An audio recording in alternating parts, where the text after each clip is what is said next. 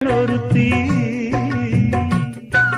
காதலன தேடி வந்தாள் கண்ணில் வண்ணமை எழுதி மேலும் கீழும் ஆடுகின்ற நூலிடைதான்